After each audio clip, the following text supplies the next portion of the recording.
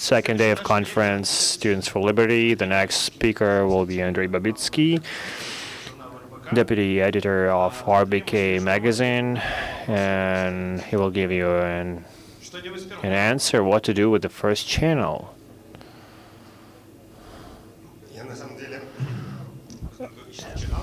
Actually, yesterday we had a chance to talk about that. Today I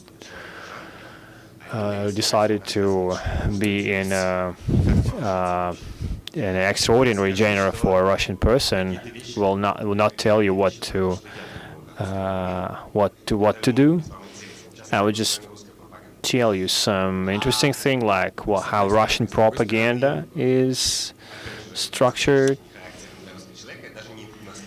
And I will not insist that is absolute truth. I will just tell you my opinion. And since I live in this environment, it will be interesting for you. Speaking about Kaha, I once asked him, is there some kind of a business he never was involved in? He said, maybe I wasn't involved in prostitution. And then I understood that he was not involved in media. So yesterday we talked a lot about the informational warfare between Ukraine and Russia. I don't know whether you know it, but some people in Russia, this word is used in different contexts. They say there's informational warfare against Russia, and I'm not joking. And it's necessary to understand what media innovation channel number one has. Why Mr. Konstantin Ernst will hit the headlines in media. Not because their point of view is strange or they produce interesting information or important information. It's just a fiction from A to Z.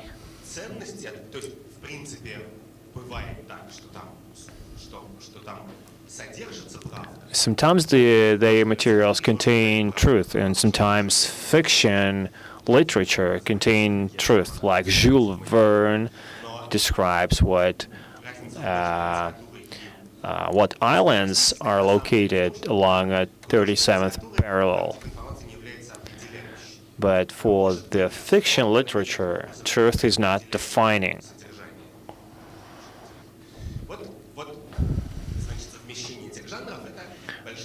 So combining these genres is their innovation, and viewing from Ukraine, you can be horrified what they show. You know this example better than me because you horrify even more. You started to watch it in March, and I've been watching it for all my life. And when the war started, I was not in Moscow and Kiev. I've been to England because it's sometimes useful to compare your feelings with the rest of the world. Maybe you don't think that Ukraine or Russia are unique countries. And I found myself in a situation with these huge eyes wide open when my friends talked about their materials of Russian media to me. And I was not sure if do I really bear responsibility for that. And there are two different opinions on how this media paradigm can be explained. And one of them is that these people were influenced intellectually by strange people, like Tom Palmer, who is here. He is studying Mr. Dugin's activities, thinking that his nonsense is taken seriously by some of Russian elite and is spread all over Russia. And there is a different opinion, second opinion, especially among Western journalists, and they think that this is a strategical plan.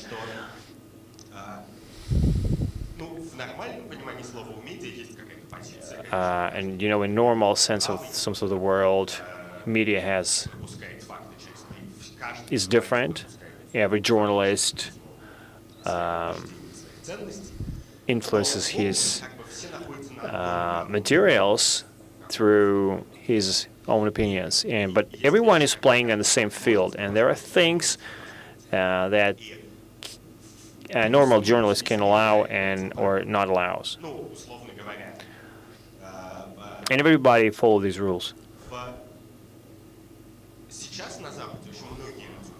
Many people are sure in the West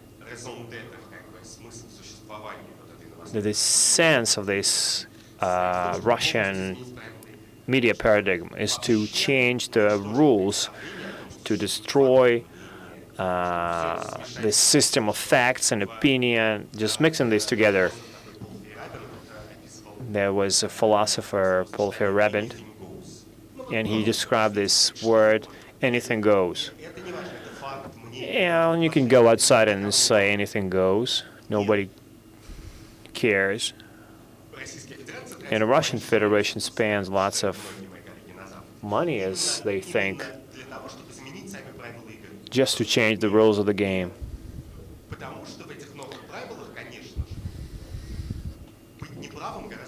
Because it's easier to be wrong in these rules, these new rules.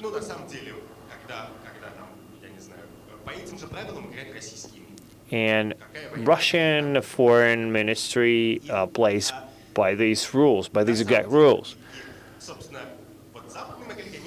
And my Western colleagues are afraid of that. They think that this virus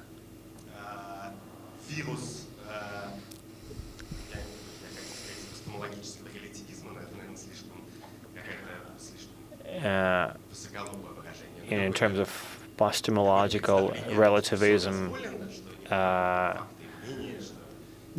like if everything is possible, there are no facts and opinions, and this will spread all over the world. They think that Putin or President's administration invests their efforts and money to make it happen. I know if it's the case. I'm just telling you about my experience. The main thing is, in reality,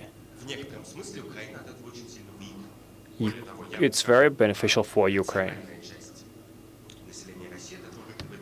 And a rational part of Russia also benefits from that. If you remember the tragic story about the Malaysian Boeing, and the European Security Council had a meeting, and the representative of Russia said that you have this on a TV channel. And sometimes when you view from Kiev, it seems like it's a propaganda that is designed to destroy Ukraine. But in reality, Russian TV is a certain lens which you can use to look inside a brain of a crazy person. And thanks to Russian television, many people were able to look inside this brain, like Angela Merkel,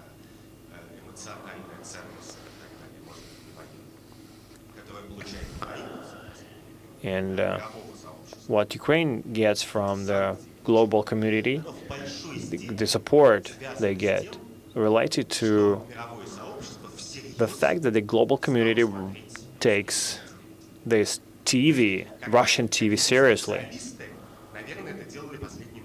Maybe there were specialists doing that for many years, but a normal member of Italian parliament or a Republican, U.S. Republican, I mean, decision makers all over the world, they've realized that they don't have idea what's going on with Russian politics, and they started to watch Russian channels. And as soon as they started doing that, they were confused.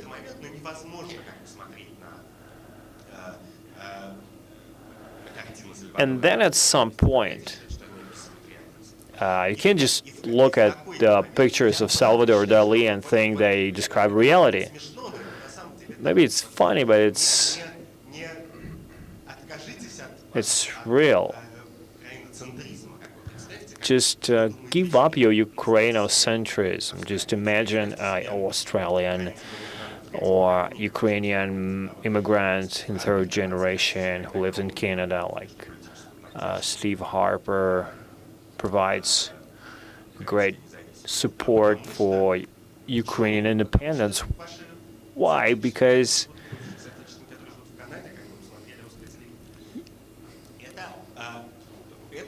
Ukrainians who live in Canada watched Russian TV. And I think it doesn't only hurt you. In some extent, it helps you a lot. The next key question is who is the receiver of this? Who is the audience of this TV? There is no answer to that. Because you can say that Eastern Ukrainians is the target audience that needs some propaganda support to be independent from Kiev, but it's not the case, evidently, because the first channel has another audience. These are Russian citizens living in Russia, and half of this audience are housewives and pensioners. I watched through statistics, and this news are watched in Russia 100 times more often than in Ukraine. So there's another opinion that Vladimir Putin is the target audience of these channels.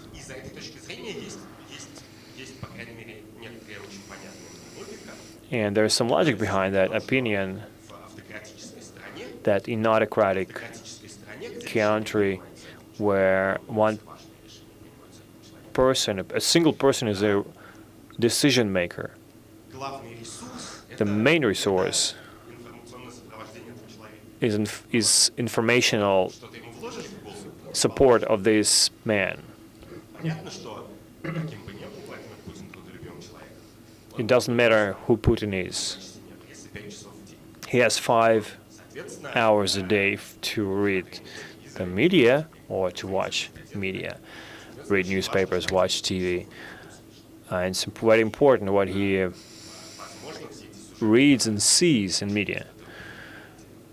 And probably all this news about 400 dead bodies in that boarded Malaysian plane. I think they aimed to target Putin, and the only thing you can be sure about is that these news are not attempts to satisfy the demand for political information by Russian citizens. So which are the media is about in many countries. When I talk about Russian propaganda, I really want to talk about this all over again, because in a simplified system of the world, it seems like the Channel 1 is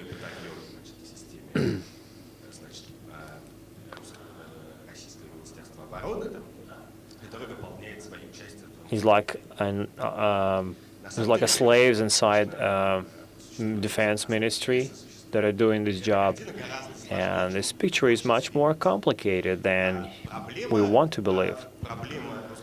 The problem of Russian propaganda is that it's very evident. Nobody can look inside a truck that goes to Lugansk from Russia.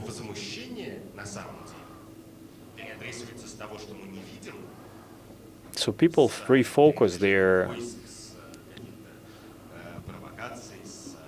the anger from provocation, from arms, from the war, to something less harmful.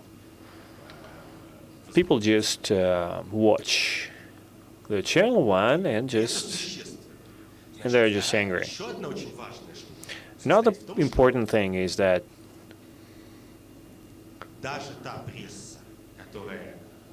even the media that work under fiction laws, as I said, it just communicates information to you. You can learn a lot about Russia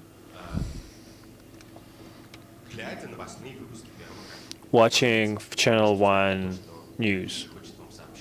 Maybe you will not be able to understand what the anchor is trying to tell you, but it's quite useful information.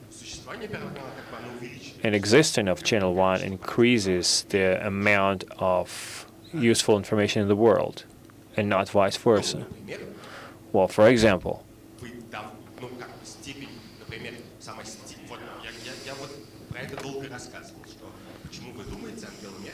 why do you think that Angela Merkel decided that he has gone mad?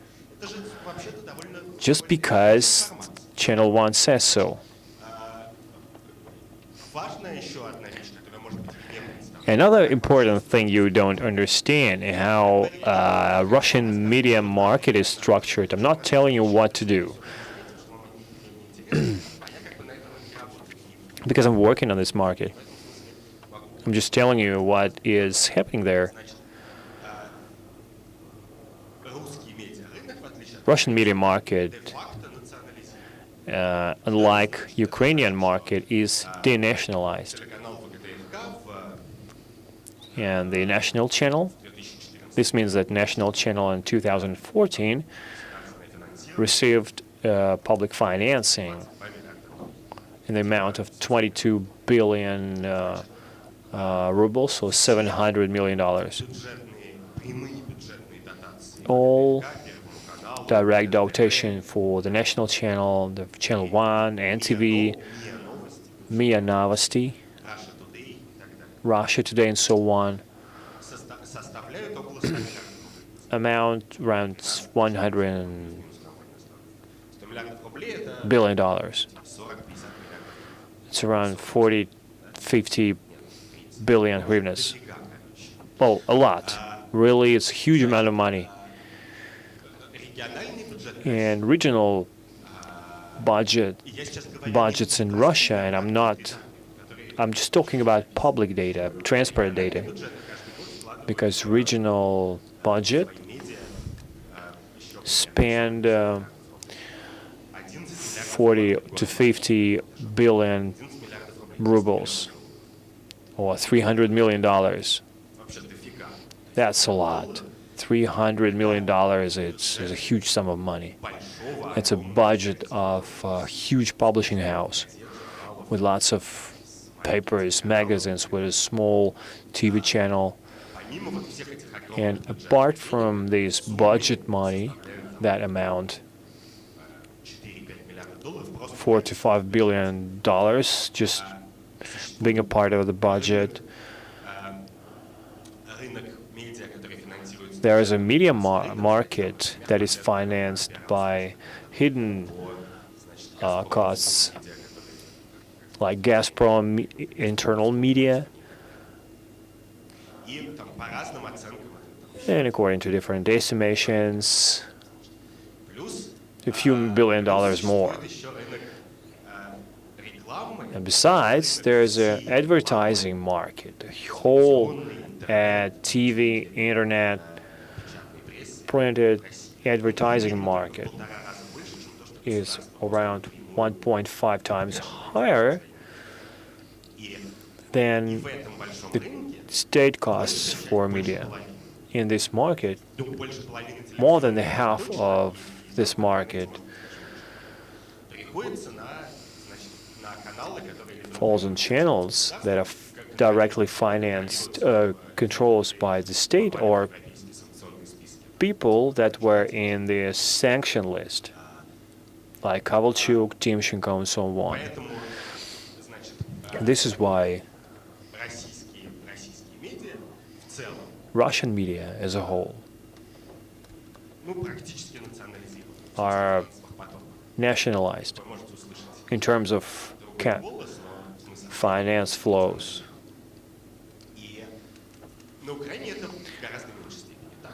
To a less extent, it is the case in Ukraine, and political power is less centralized in Ukraine than in Russia. It's very important because due to the fact that Russian media have centralized financing, they're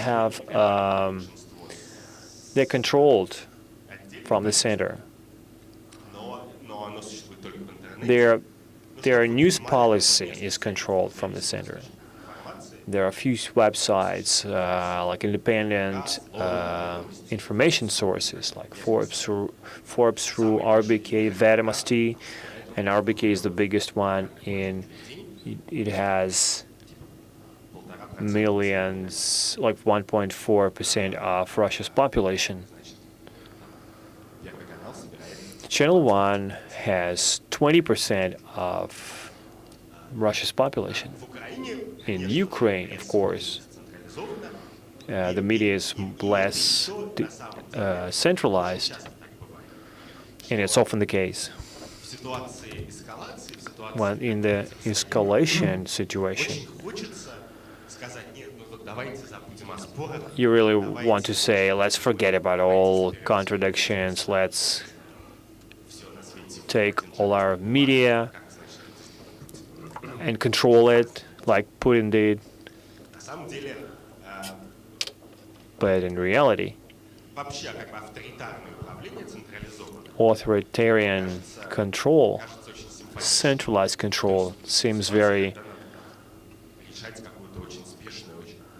useful when you want to solve a large-scale task, important task.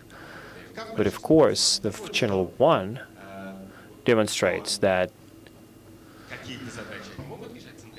certain tasks can be solved from the center, but very fast.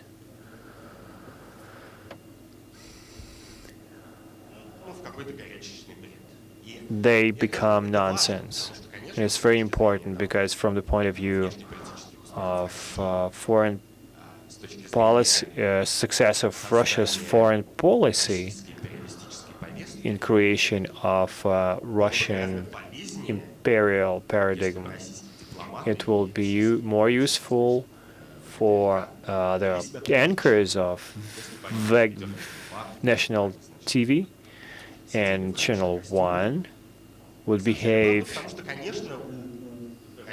better, tell the truth, because there are lots of people that support Russia's geopolitical ambitions, and they say, let's just divide our spheres of influence. But in reality, this task could be solved somehow, but when there's no feedback, it's impossible to solve.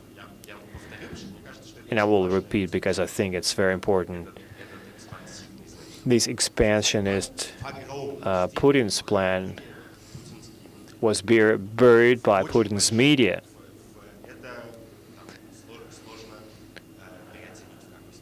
It's hard to overestimate that. And as a first thesis, I wanted to tell you, and there is a second one.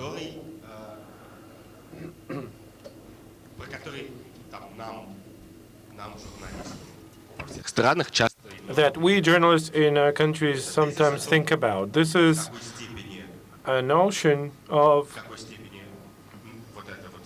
regarding what kind of gravity with this deemed news agenda and this TV lies, how all this impacts opinions in the society. Because there is a very widespread opinion that if you tell a person about something every day on TV, then people will believe it, start believing it. It's close to reality, it's close to actual. Being a liberal, I think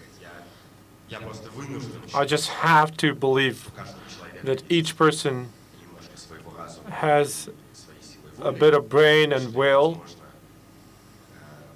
and you can't overwrite any expectations and spirits of people with very harsh brushstrokes.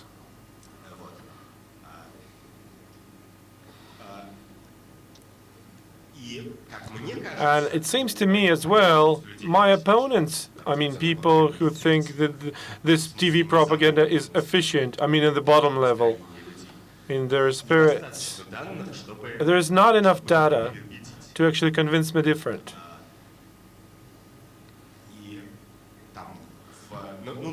For example, I'm trying to tell you things that are just to give you information. It's up to you to decide on Channel 1. For example, the most widely discussed problem in Russia, one of the biggest ones among political analysts and public intellectuals, is whether we can trust the Russian surveys. Literally, open whatever smart newspaper you want to choose or website, and once in 2 weeks there's going to be a large article about whether you can trust surveys in Russia. And honestly, that's been very difficult to do in Russia right now, and there is only one region where just accidentally they only count votes there, which is Moscow. Well, there are several of them, but the biggest one is Moscow, of course. And when in Moscow there was a mayor election a year ago, it turned out that all the social services had a 10% deviation, or they were mistaken by 7%, regarding the first top 10 candidates. All the major respected social services made a 10% mistake. And everybody was so much surprised. And after that, with my colleague and a former scholar, a biologist, I sat together with him and did what we did during our scientific work. We tried to draw a graph on an x-axis. There was the predicted results predicted by the social services. Social services, these are survey companies. And vertically, we put results, actual results. And it means that these companies were never mistaken until the vote was counted in Moscow. So they were incredibly just in their assessments. And why that was going on? Partly because how would a social scientist work? it's not just going and asking 1,000 people, but out of the 1,000, there were youth who would not go to vote, so you need to decrease the numbers. Then answers by pensioners because have also to be gotten rid of. So there's a whole mathematical model that actually converts these polling results in the predicted election outcome. They may never guess because sometimes election is falsified and there is a lot of fraud. Some people just choose coefficients, ratios, and at a certain time this model works. They're being honest scientists, they're happy to have done a good job, and their prediction model actually worked. But in the last year's election in Moscow, it seemed that this model worked, and it included as a precondition that the election will be calculated in a wrong or fraudulent way. So taking a look at the survey outcomes for Moscow, one can make a conclusion regarding who's going to win if you get rid of other observers in the district commissions. But you cannot avoid what the Moscow city dwellers think. When like 86% of the Russian population support Putin's policy for Ukraine, it means anything but just 86%. I'm going to be pretending that the Russian citizens are just like doves of peace. In their majority, they support Putin's foreign policy. But nobody is actually aware, absolutely no one, how many people really support that. And just because the Russian government has been consistently killing all the feedback channels by honest calculation of votes, honest competitive election and fair election, in the number of absolutely destroyed media. All the feedback channels are stuffed with cut paper.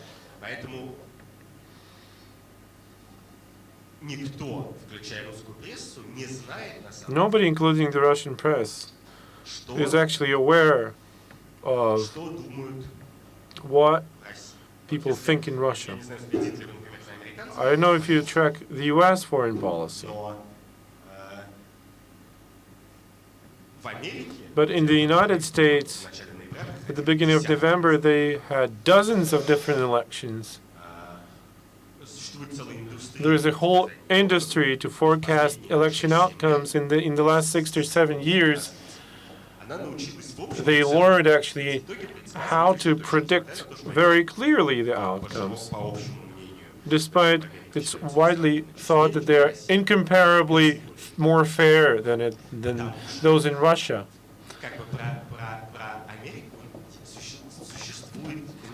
There is a lot of information about the U.S. It's happening not because they are smarter or doing better, but this is just because the U.S. citizens accumulated a lot of information because of the available feedback. So their outcomes are much more predictable. And one can make early conclusions about it. For Russia, that is literally impossible. It's a bigger problem than where Channel 1 is much smaller trouble and much smaller sorrow. If you take a look at any news on Channel 1, you can't say they tell it because journalists really believe in that. They tell this because millions of TV viewers actually write us letter about crucified boys in the east of Ukraine by these goddamn bastards. Why are they doing this? Nobody knows. Nobody has a clue. And this is another important fact to mention, an important idea. This is another idea which seems to me important to take into account. I mean, to think how the Russian propaganda really works. The Russian propaganda, however, my personal feeling tells me different, that it's Russia does not have to expect a revolution in the nearest future. However, these personal feelings of mine cost nothing, and Channel 1 costs nothing either. And oil prices is much better forecast and much a better profit. We have this meeting these days not accidentally, because Maidan was actually attacked these days a year ago. There was a revolution, and then Yanukovych left, and everything started, and I want to congratulate you on this date. It was an important day. And secondly, I remember the feelings of the Ukrainian citizens 2 weeks before this attack on Maidan.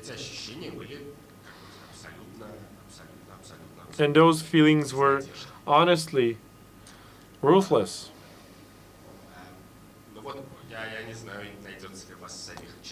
I don't know if you have enough guts to recognize it and confess, but some of the people I know were changing from extreme anxiety to very large inspiration, which unfortunately is already vanishing. Hopefully it's not going to vanish at all.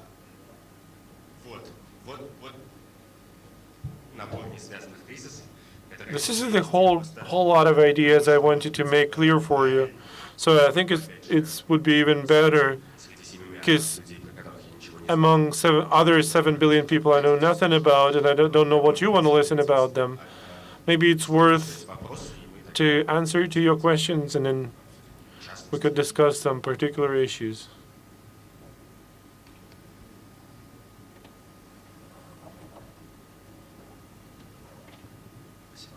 Thank you, Andrey. Thanks a lot. I just wanted to dwell on the topic about Russian propaganda and how efficient it is. I also make different experience on my parents. They lived in the Crimea. It is morally irresponsible to do that on your parents. But no, sorry, but the question was, if my parents were supporting the developments in Maidan, because I was there, they were watching TV streams. And at a time when 10 days before the referendum, all the Ukrainian TV was disconnected, the result was the following. My father, over 10 days, changed his opinion totally, very seriously. And these 10 days, I never talked to him because I had other things to do. And then I called him one day, and I was expecting one answer. I witnessed a totally different one. When I talked to my mother, I got different feedback. Then after 2 weeks spending with them, again, the guy's name changed again. So I inspired him with some other informational sources. And my experiment continued. So I think my father's mentality, it typically is dependent on the number of facts he's getting. Maybe he's not involved in these issues. And he is very influenced. Just because he used to be at the meetings with the Crimean Tatars for Ukraine, in Simferopol he was talking about some values for Ukraine, being a pro-Ukrainian, and then after a week time he was giving a totally different assessment to what he's done. Propaganda, which you called art literature, it has so many different traces. Fiction. I had such a feeling that the system, if you try to have an argument with the person from the system, you can't actually do anything about it, because to anything this person has an answer, a ready-made answer already. But nobody wants to challenge the facts. So actually, can I answer to that? I think it was rather a remark, no question, but there are two important things I would like to mention. The first thing is, and this is very important to understand, well, this is actually 95% of the population who have no political likes or dislikes. They're quite neutral. I don't know whether people in this room have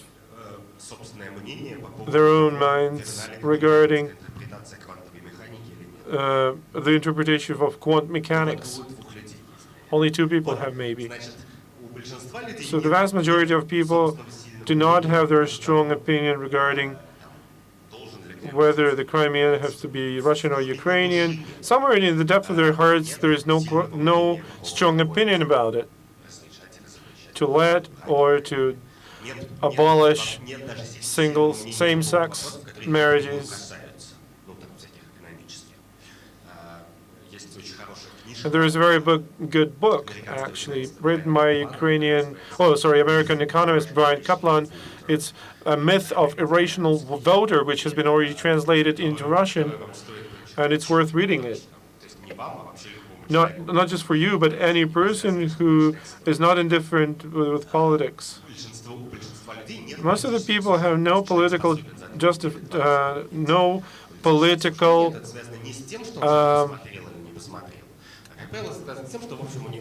justice. I mean, their political viewpoints. Well,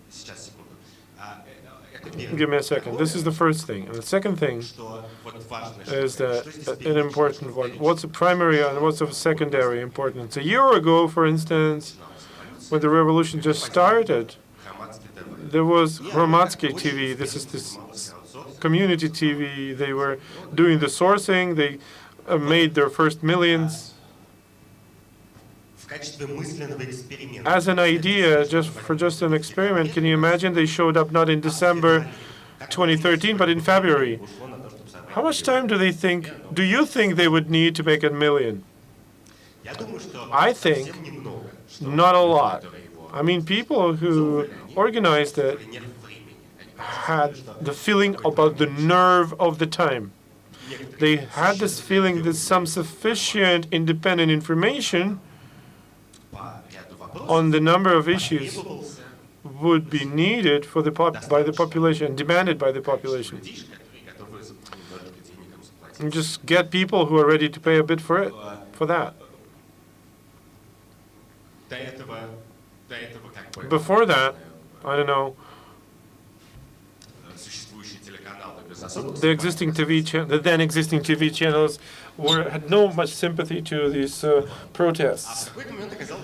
And one time, this kind of topic was in demand, and people were interested in that and think about it. It's interesting to be to study the freezing environment there in Maidan. First time it was in demand, and then there was a supply for it, because it was not accidental that the Hromadske TV actually reloaded Ukrainians and turned them into different thinking. This is quite important. If somewhere there is no normal media to tell about what's going on in the whole world, then what can it actually mean? It means normally that, well, not only that this goddamn government is trying to make zombies out of their people, but this is just because due to different reasons, there is no much demand in the society for this kind of information. And actually, lack of this kind of discussion in the Russian media is rather a consequence that Russians, whose life standard tripled actually in the last 15 years, in a certain sense, there's this rational behavior. It might sound cynical, but it's still widespread. It's on the national level. So in an example about a person who changes his opinions too often, this is a very bad example. Because if you make an experiment and ask Tom Palmer to watch TV Channel 1 for 2 weeks, he will hardly be able to think different and strike for the Lugansk Independent People's Republic. Or he might, I don't know. But please make the question shorter so that we could ask more. I have such a question. You mentioned about the internal propaganda targets for Channel 1 and TV. You were discussing that they target on the southeast of Ukraine, inside of Russia, or on Vladimir Putin. But who does Russia Today work for? Because they have huge budgets. I think Margarita Simonyan already said that after BBC and Al Jazeera, this is the third biggest and most expensive TV channel in the world.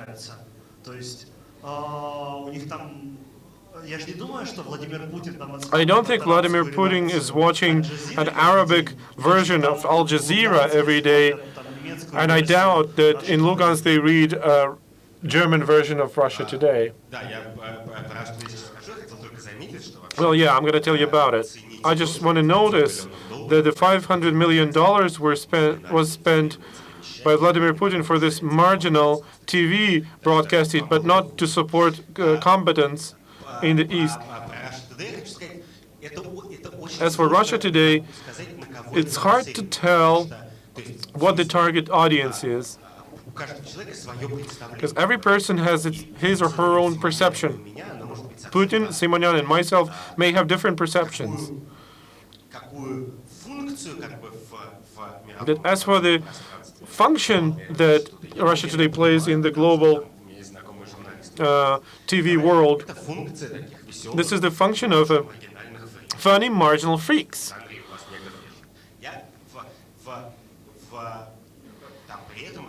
At the same time, Russia Today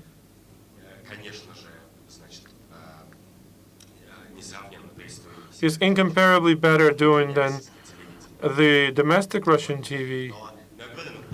But like I said, as for its functionale, it's hard to discuss, because there is no simple answer to that whatsoever. Somebody just wants that. The Arabs wanted to learn the opinion of Russians. I don't know, maybe this is the function, but the most important is the effect it produces. The effect it produces, I think, in the Russian attempt to change the global informational framework. I think the effect is rather positive than negative. However, all the time, as a result, there are European marginal channels that support Putin. But believe me that it is much more efficient to give a loan to Marie Le Pen in France than spend this money for Russia Today. In the political sense, it works much better than anything else. Sorry, we already have the question. Andrey, good afternoon. My name is Anton. I come from Russia. I want to disagree with you that Channel 1 does not have a lot of impact on the Russian audience. Maybe in Moscow that's true, but in some of the regions in Kuban, where I'm from, and in Kaliningrad, where I lived recently, I think the impact is quite significant. And the question itself, is it objectively enough to consider Russian media in terms of their propaganda and internet and online resources, which is becoming very strong now? This is a rhetorical question. Yes, propaganda is going on in the both channels. I mean, the TV and the internet. I'm not going to be speaking about politics. I will only make an example from football. My friend has a relative, has family in Moscow. This is a teacher at the university, lecturer, a doctor of science. And in one of the visits back in 2008, it was quite accidental for me that a friend found out that her relative is very much a big fan of soccer. Russia, go ahead, Russia, go win, she was exclaiming, and she was mad about that, absolutely. After 3 weeks, Russia attacks Georgia. She comes to her family in Moscow, and this relative cannot even remember that 3 weeks ago she was a big football fan, soccer fan. So I think it was the brightest example of zombieing that is currently applied by the Russian TV. And it was a total madness. She was mad about football. And then the slogan, Russia, go ahead, really was aligned with the Russian attack on Georgia. I can give you the following comment. I yesterday told you about the value of the signal. It costs nothing to say to a person, I love soccer. You can meet a nice-looking girl, and you can tell her, I love football. It costs you nothing, but it can produce very significant effect. But to tell that South Ossetia has always been Russian, there are 30,000 people over there, and if somebody steals $30 million, we will not lose too much out of it.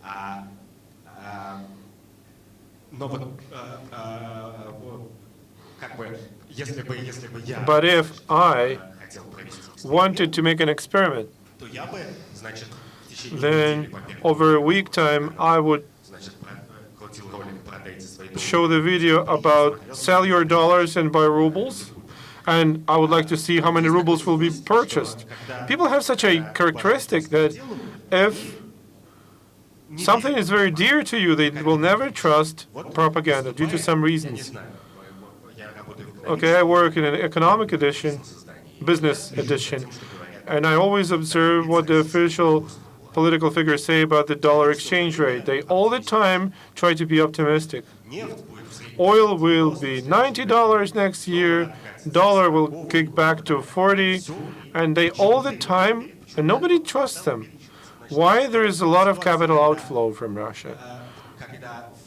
In a situation when people do not trust these important things to Channel 1, and in something not very important they do, it means that they do not really trust it overall. There's going to be two more questions from Tom Palmer. This is the first one. Andrey, I'm interested in a more modest evaluation of Russian state media.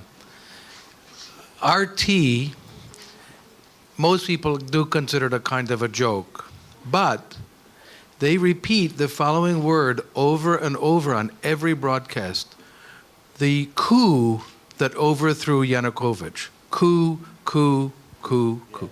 There was no coup. He left the country. I then see in BBC, German newspapers, they refer to this as a coup because they just pick it up. It's very subtle, but it seems to me it's worth the money to undermine the legitimacy of the government here. The second thing they do that's very subtle is a constant stream of negative articles about the West. And God knows there are many negative things, right? Crime, violence, bad things. But if you see RT, that's all you see. To bring about moral equivalence. Oh, you criticize Russian government, but look at this and this and this and this. Do you think that's a worthwhile investment? Because I think it's being successful in undermining the self-confidence of Western society and very subtly promoting Kremlin interpretation of events. Надо переводить томовский вопрос для аудитории. Не надо? Ну тут две вещи. Should we translate Tom's question?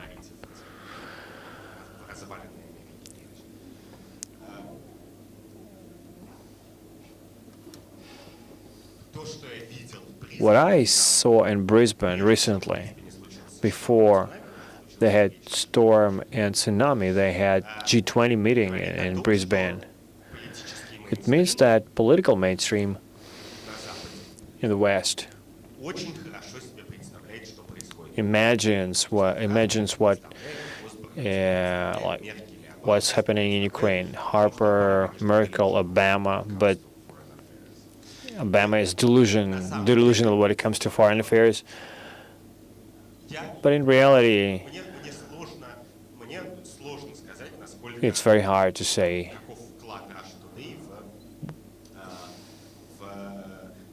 The influence of Russia today, I think that Ukrainian failure to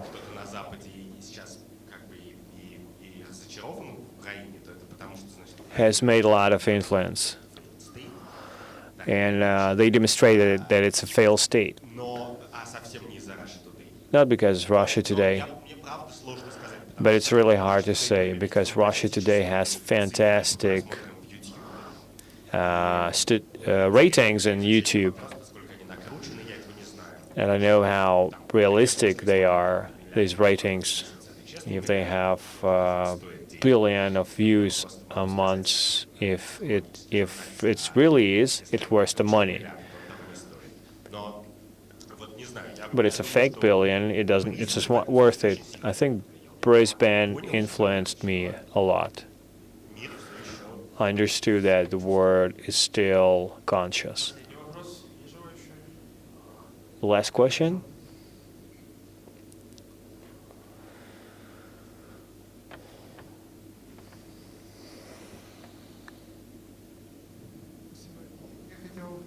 Thank you.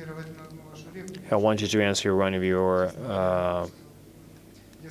sentences that you said, no one here has any opinion on Crimea. Well, I have an opinion. I think it's a crime. I told about quantum mechanics. I don't like you. I will interrupt you. I said that in this room has no opinion about quantum mechanics. Yes, but you started to talk about Crimea. But then I say, I will not let you interrupt myself.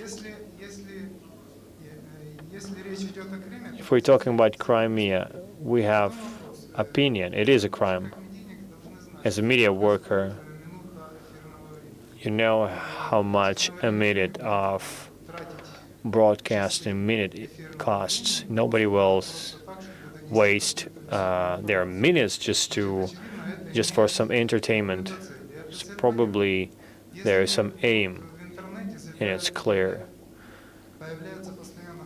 If they have fake photos on the internet, like Ukrainian National Guards eats people, and there are 10 such photographs in a week, and then 20, 30, and these photos are high-resolution photo. Well, the question is, probably some people are working this professionally. How can you say that no one is working professionally? I don't really like misinterpretation. I said that 95% of the population doesn't have any opinion, not the people in this hall. And it's outrageous to misinterpret my words. Considering the cost of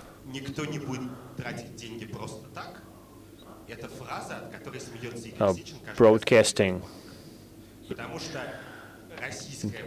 the phrase "nobody will spend money just for the sake of it."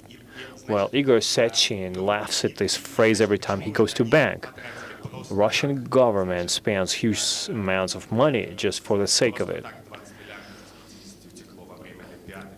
And $20 billion out of 50 they spend for the Olympics.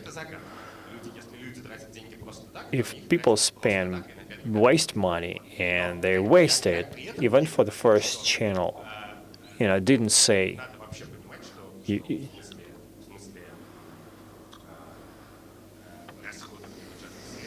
should understand that in terms of wasting budget money, Ukraine and Russia are brother countries.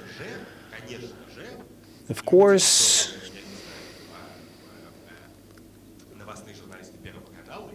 the news journalists of Channel 1 or president administration team